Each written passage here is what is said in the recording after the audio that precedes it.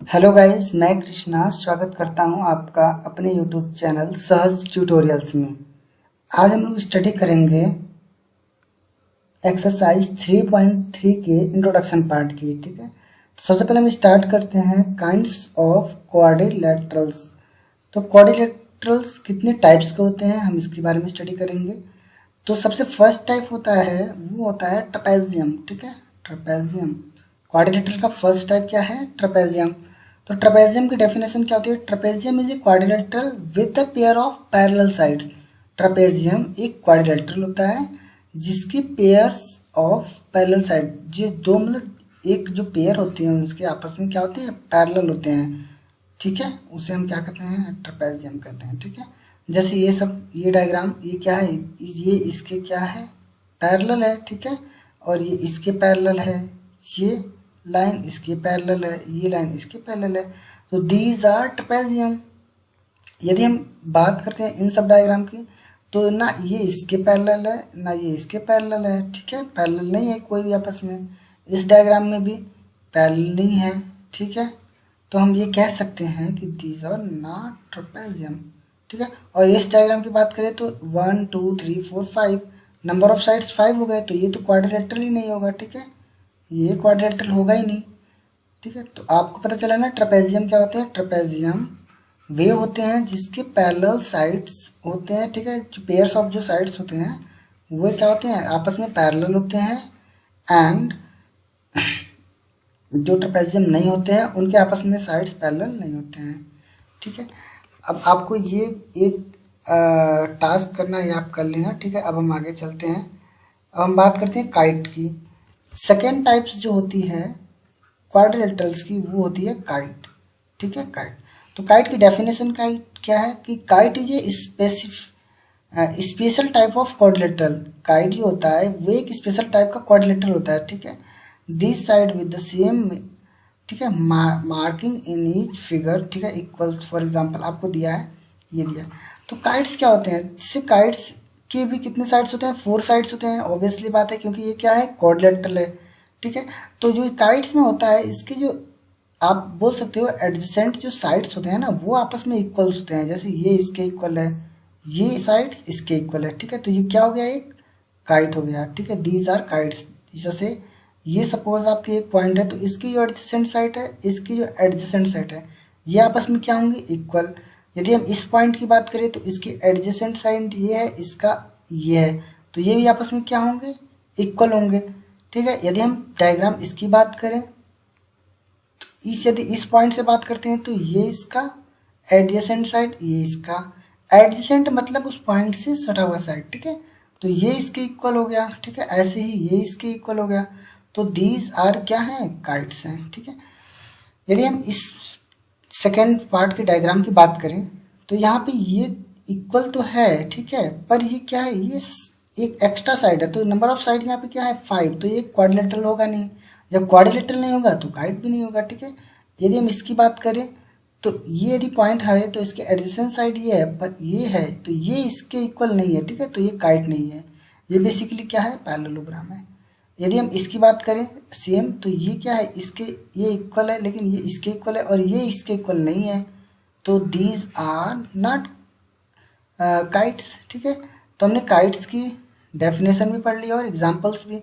तो क्या होते हैं काइट्स? काइट्स वे होते हैं जिसकी एडजेसेंट साइड आपस में, जैसे ये इक्वल्स होती हैं।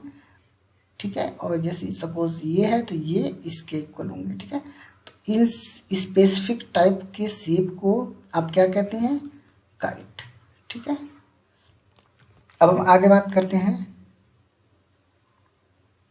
पैरेललोग्राम की। ठीक है, तो जो थर्ड टाइप है ऑफ क्वाड्रिलेटरल वो क्या है? आपका पैरेललोग्राम। ठीक है, अब पैरेललोग्राम की डेफिनेशन पहले हम देख लेते हैं। तो parallelogram is a quadrilateral. Parallelogram क्या होता है? एक क्वाड्रिलेटरल होता है। As the name of suggested, ठीक है, जैसे आपको दिया है कि it has something to do with parallel sides. जो इसकी साइड्स होती हैं वो आपस में क्या होती हैं? पैरेलल्स होती हैं। ठीक है, जैसे यदि हम इस डायग्राम की बात करें तो जो ए बी साइड है वो डी सी के पैरेलल है। ठीक है, और जो ए डी साइड है वो किसके साइड से? सी बी सी के पैरेलल में है ना। ऐसे ही हम यदि इसकी बात करें तो ये वाली साइड्स इसके पैरेलल में है और क्यू एस साइड इसके पैरेलल में है, ठीक है। Q P parallel to S R and Q S parallel to P R. यदि हम इसकी बात करें तो ये क्या है, एक स्क्वायर है, और ये भी स्क्वायर भी एक क्या होता है, पैरेललोग्राम। जैसे एल एम जो साइड है वो ओ एन के पैरेलल में है, ऐसे ही एल ओ जो साइड है वो एम एन के पैरेलल में है, ठीक है। तो ये जो सारे डायग्राम्स दिए हैं, these are all of parallelograms, ठीक है। अब यदि हम सेकेंड फिगर की बात करें इधर की डायग्राम्स की, तो यहाँ पे ये तो इसके पैरेलल्स है पर ये इसके पैरेलल नहीं है, ठीक है। A B is parallel to C D but A C is not parallel, ठीक है, is not parallel to B D, ठीक है। तो ये क्या होगा, पैरेललोग्राम नहीं होगा। यदि हम इस डायग्राम की बात करें तो ये इसके पैरेलल भी नहीं है, ये इसके नहीं है। यदि इसकी बात करें तो नंबर ऑफ साइड्स 4 नहीं है, ठीक है। तो ये भी दीज आर नॉट पैरेललोग्राम, ठीक है। तो हमने पैरेललोग्राम की डेफिनेशन भी पढ़ी और एग्जांपल्स भी पढ़े, ठीक है। क्या होते हैं, जिसकी पेयर्स जो आमने सामने की साइड्स होती हैं वो आपस में क्या होती हैं, पैरेलल्स होती हैं, ठीक है। तो वो हो गया पैरेललोग्राम आपका। चलो अब हम नेक्स्ट चलते हैं। अब हम बात करते हैं एलिमेंट्स ऑफ पैरेललोग्राम, ठीक है, कि पैरेललोग्राम के क्या क्या एलिमेंट्स होते हैं। तो एलिमेंट्स मतलब आप क्या समझते हैं, जैसे साइड्स हो गए उसके एंगल्स हो गए, ये सब क्या होते हैं, किसी की पैरेललोग्राम के एलिमेंट्स होते हैं, ठीक है। तो यदि हम इस पैरेललोग्राम की बात करें तो हमारे पास एक पैरेललोग्राम है A B C and D, ठीक है। तो ए बी सी डी में जो ए बी और डी सी है, ए बी साइड कौन सी है, ये वाली साइड है, ठीक है। डी सी कौन सी साइड है, ये साइड है।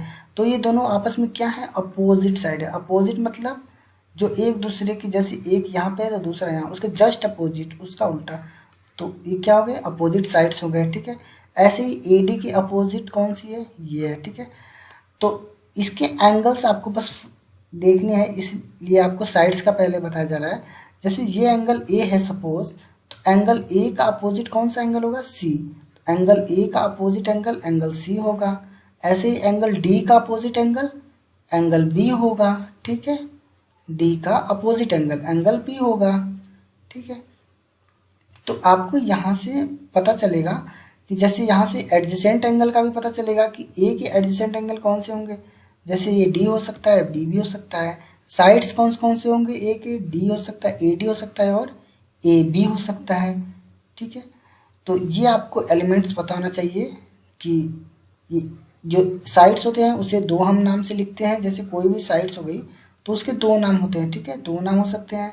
लेकिन यदि कोई एंगल होगा, ठीक है, तो सपोज करो यदि ये पैरेललोग्राम है तो हम किसी एक नाम से भी इसे लिख सकते हैं, एंगल ए, या यदि यहाँ पे बी सी है तो हम इसे ऑल्सो लिख सकते हैं एंगल बी ए सी।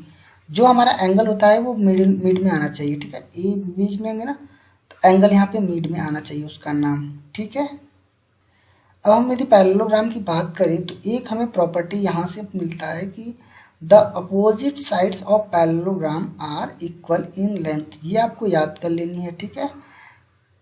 किसी भी पैरेललोग्राम की, सपोज करो आपके पास कोई पैरेललोग्राम है, सपोज ये पैरेललोग्राम है ना, तो इसकी जो साइड्स हैं, ये साइड्स इसके इक्वल होंगी और पैरेलल होंगी, ये साइड्स इसके इक्वल होंगी और पैरेलल होंगी, ठीक है। सपोज ये A B C and D है, तो A B equal to C D होगा and also A B is parallel to C D, ठीक है। ये एक कंडीशन। दूसरी कंडीशन क्या होगी, A C is equal to B D and A C is also parallel to B D, ठीक है। ये दोनों कंडीशंस आपके फुलफिल करेंगे किसी भी पैरेललोग्राम होने के लिए, किसी भी डायग्राम को, ठीक है,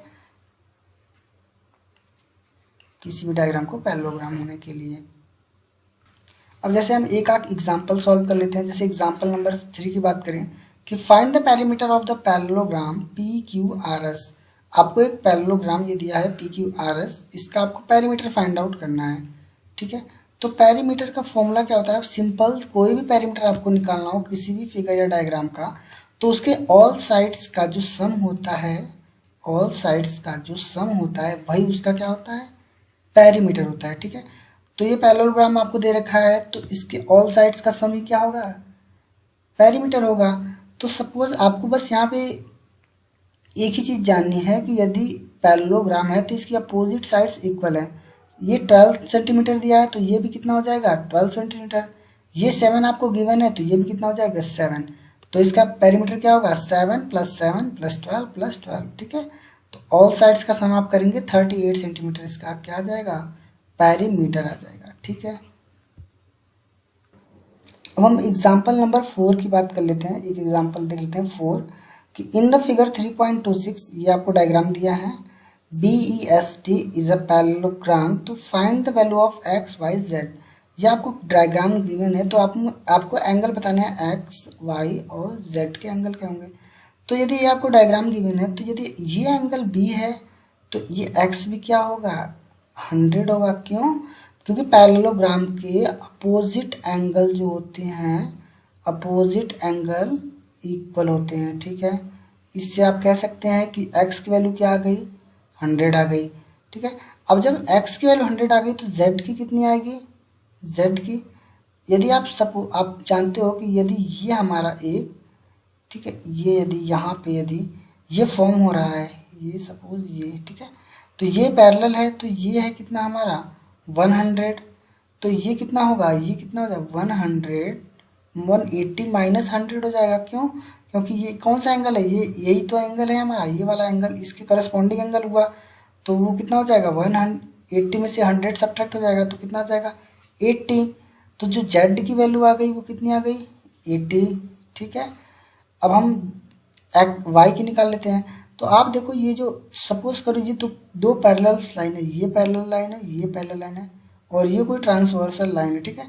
तो जो x एंगल है और y एंगल है आपस में क्या है करस्पॉन्डिंग एंगल है, ठीक है। तो जो x की वैल्यू होगी वही y की वैल्यू होगी, तो y की वैल्यू भी कितनी हो जाएगी 100 हो जाएगी, ठीक है। तो यहाँ से आपने निकाल दिया कि x की वैल्यू 100, y की वैल्यू 100 एंड z की वैल्यू 80, ठीक है। एग्जाम्पल नंबर हम 5 की भी बात कर लेते हैं। इन पैरेललोग्राम रिंग, किसी कोई पैरेललोग्राम एक रिंग है। इफ एक आपको आर एंगल जो दे रखा है वो 70 दे रखा है, ठीक है। तो फाइंड ऑल अदर्स एंगल, ठीक है, आपको सारे एंगल्स फाइंड आउट करना है। तो देखो ये यदि ये 70 है तो ये भी कितना हो जाएगा 70। क्यों? क्योंकि अपोजिट एंगल होते हैं, ठीक है, अपोजिट एंगल ऑफ पैरेललोग्राम, ठीक है, ऑफ पैरेललोग्राम वो क्या होते हैं इक्वल होते हैं, ठीक है। तो यदि एंगल आर हमारा यदि 70 है तो एंगल एन भी कितना हो जाएगा 70 हो जाएगा। अब यदि ये 70 है सपोज करो ये आपका इस लाइन को हम एक्सटेंड करते हैं तो यदि ये 70 है तो ये भी एंगल 70 होगा। तो ये एंगल कितना होगा 180 माइनस 70 तो 110 हो जाएगा 180। क्योंकि एक स्ट्रेट लाइन एंगल कितना सम ये स्ट्रेट लाइन है सपोज ये 70 है तो ये कितना आ जाएगा 180 माइनस 70 तो कितना आ जाएगा 110। तो ये 110 आ जाएगा एंगल। तो यदि ये 110 एंगल है तो ये जी एंगल भी कितना हो जाएगा 110, ठीक है। तो ऑल एंगल्स आ गए कितने, angle R is equal to 70, angle N is equal to 70, angle G is equal to 110 and angle last क्या है आई है इज इक्वल टू 110, ठीक है। आपके सब एंगल्स आ गए। तो आज के इस सेशन में हम इंट्रोडक्शन पार्ट और एग्जाम्पल से करते हैं। नेक्स्ट सेशन में हम स्टार्ट करेंगे exercise 3.3। Okay guys, thank you so much guys, please like and subscribe.